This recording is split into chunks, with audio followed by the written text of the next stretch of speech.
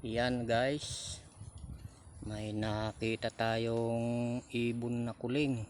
Ganda oh. Siguro nangingitlog ito rito sa may puno ng nyug na ito. Ayan oh. Oh, gandang kuling oh. Uy, may lawin. Ay, eroplano. Yan mga guys, yan ang pinupunta niya, puno ng nyug. Ayan oh. May butas-butas kasi yan. Siguro may anak siya dyan. Mga guys. Yan oh. Yan siya mga guys.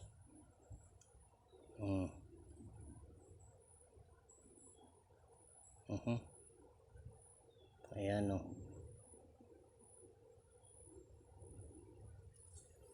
Yan ang tinatawag naming kuling.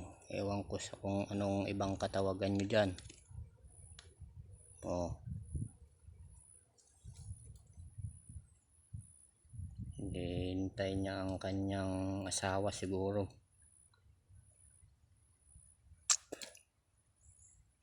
Oh.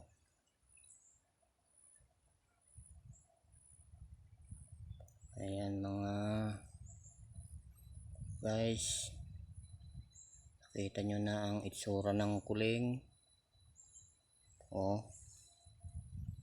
siguro may anak siya dito na binabantayan dyan sa mga butas-butas na ayan. Ayan oh. Oh.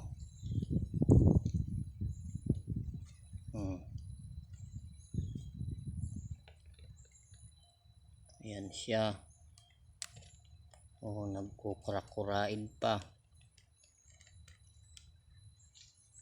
Okay, thank you. Sana pa-subscribe para masubaybayan nyo ang aking videos dito sa kagubatan. At dahil madalas po ako dito sa bundok, thank you.